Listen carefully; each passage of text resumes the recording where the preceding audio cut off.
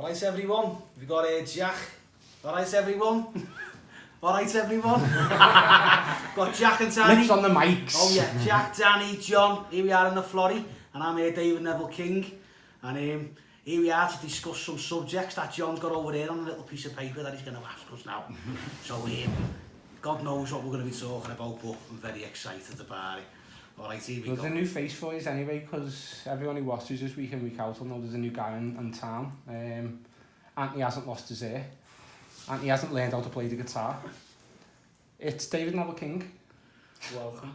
Alright guys. He's probably heard some of his music on the side with what we've done over the years and stuff like that. So we always push David's music as much as we can. Yeah, that's it mate, isn't it? But these two, first time meeting him, so I guarantee by the end of the night they'll be pissed themselves laughing, so they had Jack bent over. That's a different story. Just laughing. Well, later on in the show. You pulled me in here for this. For this shit, lad. This is what's going down. So, it's what's been going on, what's happening, where we going, what are we saying? It's fucking hot. It's hot. We'll go to the weather then. Yeah, it's very hot, and we've just been chatting about Face app. Face app. Yeah. Because people can just get a picture of you from ages ago and stick hair on you. It's quite offensive. You sound dead old when you're explaining this app. It's like me and Han trying to do a follow through on a fucking PS4 or something like that, you know what I mean? Oh mate, I'm not computer lit, let's put it that way, but yeah, when you see yourself with hair and all that, it's shocking. But I suppose that's what the app's meant to be doing, isn't it? How long's it been, David? How long has it been since your last fringe? Must be going on a good 10 years now, mate. Yeah. And how did you feel losing your hair? Because I'm on my way. I was going to say like you're clinging on. Oh, that's why I'm asking. It wasn't a big shock like overnight thing. It was like it just went. It just receded over the months and years. You know what I mean? I was in denial. I was telling me lad, you're alright. You've got a fucking hairline. Yeah, but no, when it grows, I've got a big egg in the nest there. I can see that's I was in denial for years. It's like, nah, it's not. It's fine. Just leave me alone. It's alright. And now I have to start skinning it every couple of weeks. That's why I've got a fucking heavy comb over. I've been fucking referred to as Bobby Charlton and I've had Hitler. That was heavy. Lad, I've got a picture. I can't go much of a muzzy. It was heavy. It was Where's this going to? This going. But yeah, I had a bit of a muzzy, but like it doesn't grow as you can see there. I'm fucking not flush with facial hair, and I'd been fucking legging it to get my bus pass, and I'd lost my pass. I just paid 800 quid, so we had to go in and get a new pass and pay 50 quid to get a replacement. And I had to get a fucking photo done while I was in there, so I wasn't anticipating it, lad. And I had a fucking head like a wet nappy. Instantly regret. Oh mate, and then I thought that's got to follow me now for the next 12 months, so once these picked up on it and work, mate, fucking hell, mate, do a goose stepping around the office. I think our kid still got that photo on his phone, lad. Possibly. I'm going to find it and possibly. post it. That was funny, that lad. Off camera, good job of doing that. Yeah, good job, lad. That face app's heavy. I made myself look old, and I need to start drinking water or something, me, because I look rough. I'm not growing up gracefully, me, like. Old cool, someone hit me with, and I thought, yeah, I'm having that. And then he put the old one on, and I thought, you know what I look like? Ricky Tomlinson. No big foot in the Hendersons. No Harry. Look like Harry had a big foot in the Hendersons, and I went, Jesus tonight. But yeah, that's what, it's funny what it does to you, isn't it? And then you can turn yourself into a baby and all that. It's crazy. But like, when you make yourself look younger on it, it looks nothing like what you look like when you were younger. Exactly. No, nothing at all. Nothing at all. See, like, I've only done the old one, yeah, but put the young face on our Max. Nah, it doesn't look like him. I was like, nah, that's not you. Like, I remember what you looked like when you were young. You did not look like that. Yeah, like, that's it, innit? You look like Justin Bieber. Alright, okay, well it's that time of year anyway with the new apps, and I got my app, and the daughter's had a fine old time on it. She's been fucking doing all kinds in it, but that leads us on to our next topic, most parents' worst nightmare. So Jack, you're alright. That's why Jack's the one with the most hair in here. There's no coincidence, Jack. Can't be school holidays. It's 6 weeks holidays, man. Ding, ding, ding. It's the worst time. So, well, Yeah. We've all got kids. Jack obviously hasn't, so Jack's now been adopted by us, so now we've got to look after Jack while he's off school. Yeah, I'll come round to Scotland for me. Waffles and beans out for me tea. Waffles and beans. We have more than that in Poole. With spam. Corned beef flats. Cancel meat all the fucking way. A la beef flats. Yeah, so the summer holidays have arrived, and as you know, the roads are quiet, public transport's quiet, not public tranny, Jack. That's what you wrote down. I know, well, it was short-handed lad, I had to learn. I've seen you in the dress before. No, well, like kneeling in between his lad playing pool.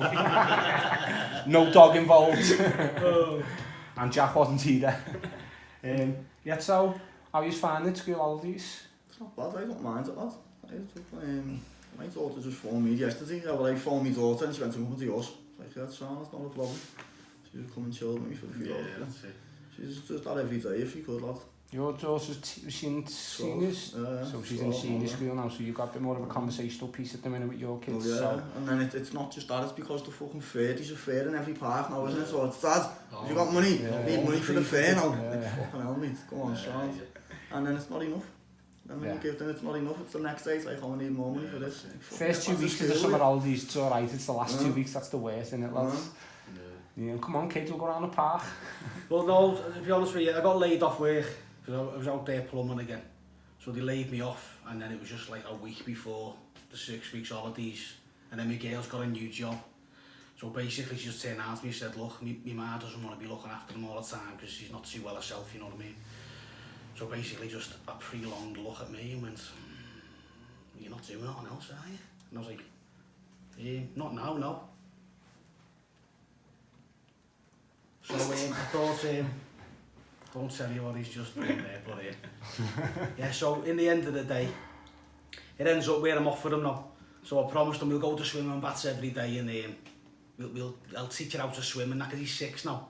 So I thought we'll go in the big garden. I've got a 100-foot garden, so we're out there having little barbecues in the middle of the day and everything. So my girl gets a bit jealous when she comes home from work and I'm sitting on the sun lounger with a beer and my little lads in the swimming pool and we're all having a great time. But they're hard work as well. But if you can You're about kids here now, or missuses, because I'm out. No, this shit's recorded. The kids can be hard work, but if you can become a kid yourself for that time, you can really enjoy it. Yeah, you just get involved. And then if they can see that you're becoming a kid, you know what I mean? We'll never lose your childhood soul. I'm sure there's a song in there somewhere, isn't it? But when you have to eventually become an adult again, it's like, don't be putting that on the floor. Stop that, mate. You're causing a mess. Don't be doing this. Don't be doing that. It was sound last week. Yeah, exactly, yeah. But then, you know, and then you've just got to turn yourself into like a little kid yourself then, and then the litter doesn't matter and the messing about doesn't matter because you end up being a kid yourself then, so you've got to transform yourself. But it's a fine line between being a friend and a dad. Yeah, so, I get that. So one minute I'm like, don't do that, and the next minute I'm like, yay! So my little lad must be like, is this like normal? Is this normal to have like a dad like this, or is this? But I suppose we can all be like that in a way where, you know, you change during the day, don't you? So sometimes you're happy, sometimes you're a bit more trying to be like a dad. Yeah, you know what I mean? It's a fine balance. It's a fine balance, it is, like, yeah. But, you know, I'll enjoy the 6 weeks I've got with him. Because it doesn't come along often where you've got a good solid 6 weeks with your little lad. He's not going to be 6 forever. So for me, like, this is like a golden sign. Like, although I've got no money now because I'm out of work, but but there's some things money can't buy. You can't buy this time back. So get them memories. Exactly, mate. Yeah. So as our only non-parents and the only one with a decent airline, how are you finding the 6 weeks? Is that any affecting you? The road's clearer for you getting to work? Yeah, it's quieter, like. No little scallies running around Cressington in the morning with the lowies on and that causing havoc, tutting at people and all that palaver. Top hats and monocles, sitting around people up with the canes and that. Nah, it's quieter. So far it's been quieter of a morning, driving into work and that, but by mine's sound anyway for that. One thing I've noticed though, over the past few, like, over this, so I'll do more, I don't know, so we just started, but I live in like a cul-de-sac, and the past few years it's been like dead through like the summer holidays, Easter holidays, like no kids like out. But this weather recently has brought like all the kids out in our road.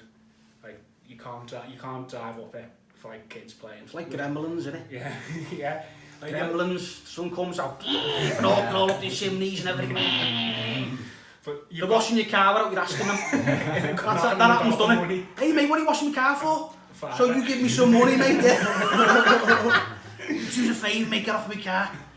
Do you want your house washing as well? No, get off my car, alright. It's like, yeah, you're right, because the weather being like a lot better this year. They've all been out playing footy, you got like the little guys out with the skipping ropes and that, like even they're playing footy and that with the lads, everyone's just getting involved together in our road, and it's like, because we live in like a quiet cul-de-sac and there is no through traffic, they can just play and not have to worry about like beating it, like, I know sounds horrible, but like messing in the road or anything like that, being scared, being run over. It's quiet, it's safe. Everybody parks on the drive, leaving enough space for the kids to play in. And I'm sitting there in the window thinking, wish I could get my mates on myself, play a bit of Kirby. Yeah. Go back. Kirby, mate. You give me a bell, mate. I've only just met you, but we could become good mates. Trying to get a spot. British Bulldog, mate. British Bulldog. Yes. But that's why we bought a cul-de-sac. Because we bought a house in the cul-de-sac. It must probably foul, you know what I mean? But when we bought the cul-de-sac. Bought a cul-de-sac. We bought an house in the cul-de-sac. When I bought an house in the cul-de-sac, I was right at the bottom of the door, you know, it's dead safe. And you can just go outside and it's safe.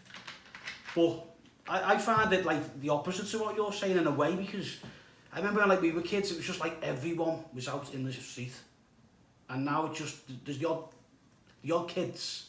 And then the parents are always there going, come on, get back in. And then you're thinking, God, I remember like, I haven't seen Kirby get played for about 10 years. I remember seeing it once going down there. Scotty Rollers, I've seen something with someone playing it. Yeah, now they're playing Kirby with the kids, aren't they? They're throwing kids at the caves and that. Yeah, that's it, yeah. But yeah, it's fucking, the summer by mine anyway, you've probably all seen in the newspaper anyway, Bootle's rough as toast. It's quite a rough area, so I don't let my kid out in the street really, so it's sad. It is a shame, isn't it? That she can't, not that she can't be trusted, I don't trust what's going on in the area for her to be out in the street, so I'm always a case of trying to take her out the house and going to families and stuff like that. I'm not worried a bit though, see, because my daughter's been treated the same way similarly, do you know what I mean, whereas like, she hasn't been let off the leash, she's been wrapped up in cotton wool and she's been kept inside because, not because of me, but because her ma was probably worried about what might happen to her while she's out, you know what I mean, but I take the opposite stance to that, whereas like, now my daughter, she's 12 and she's not streetwise at all, and like when she's in school, now she's gone to school and that, I think it's just made their life that little bit harder by not being streetwise, and you know what I mean, so these obviously advantages for your own safety, you're doing it, but there could be disadvantages to it as well. 100%, and for me, when I had to evaluate the both situations, it's either let your kid out and run the risk of someone, look at Rhys Jones, you know what I mean, a poor kid was just doing his thing, playing football, and he was caught in the crossfire. The shooting's going on every day by my house, you know what I mean, some are reported, some aren't, so I'm looking from the area where I was brought up and grew up as a kid, and I've seen some heavy shit, and Danny, you've seen some heavy shit, so I think our viewpoint's a little bit different than our parents because we've seen stuff that people wouldn't expect you to have seen at such a young age. Mine's not that. Mine's just like, if it was all on me, I'd have just let her roam and do what she wanted because that's what I was allowed to do. Yeah, but it was a different era then, no way not that. Yeah, it was. Kids weren't getting shot and stabbed up all the time. They was, but you'd see once every couple of months, but now it's like 3-4 a day, lad, you know what I mean? Kids are now actively packing knives, they're walking the streets with knives, lad, you know what I mean? The only thing I took when I was a kid, lad, was a packet of Chewies and £3 to go and get a mackerel. It's like, you know, there's always going to be gangs, isn't there? There's always going to be gangs. Yeah, there was gangs, but when you were gangs, I mean, people were getting killed in gangs for we had gangs who made tree houses and we had the Bommy gang when Bommy night coming outside gang, there's a gang of us to get together and go and rob the woodyard and stuff like that. We weren't getting together and throwing out gang signs on Facebook with balaclavas on and stuff like that. You'd have fights on that though. Yeah, you'd have a fight, but you know, lad, it's too Americanised, and London was the sparking point for everything in the city, so at the moment now, modern society and popular culture, there's grime music at the minute, so at the minute we sort of had a little mainstay where rap was sort of disappearing, so people weren't influenced about that violent side of rap, but grime's come back and created that sort of local gangs life, so people are looking at that youngsters 12, 13, 14 and are seeing what Storms, you know, these boys are doing and all whoever on their game, but they have to act a certain way, and that's how people automatically grow up not everyone, because Jack's a big fan of that music and Jack's not in that way inclined, but a lot of kids who aren't strong-willed or don't have that family background. So I know Jack well enough to know that he's got a good family behind him. I know you's all well enough to know that he's got a strong family behind you know what I mean? But there's kids out there who've got nothing from like the homes and stuff like that. So they're wrapped and warped by what society's showing them, you know what I mean? You know, it's that thing again, anybody belonging.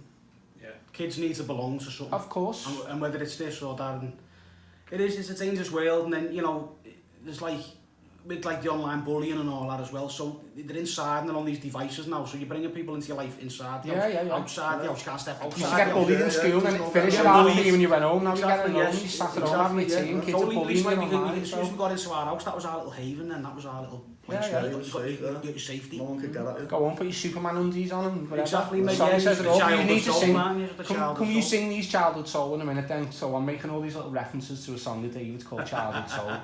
And it starts off, I'm going to wear my Superman on in it, wear my Superman undies, they rock. Yeah. And it's all about kids forgetting that the kids. Yeah.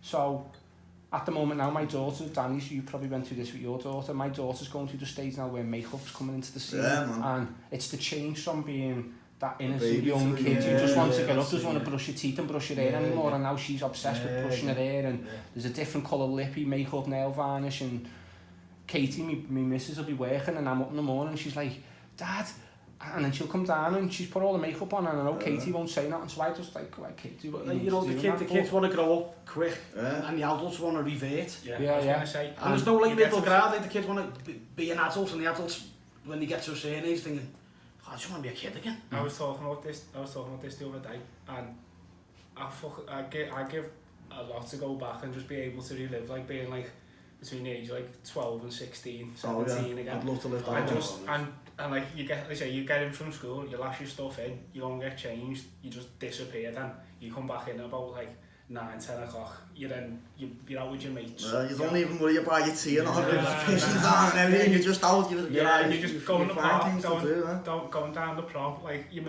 making games like sticks and that, you're just out having a laugh, you don't, no care in the world. And then you get to like age, start going to work, you start doing your exams. Life's watching. Yeah, and you're like, I didn't know how easy being a kid was. When you're a kid, you're like, look at them adults, they've got it easy, they've got money to spend. They don't have to go to school and that, yeah. I go back to school tomorrow, mate. Yeah, was it 9 till 3? It's easy. Love that life. My little sister's gone to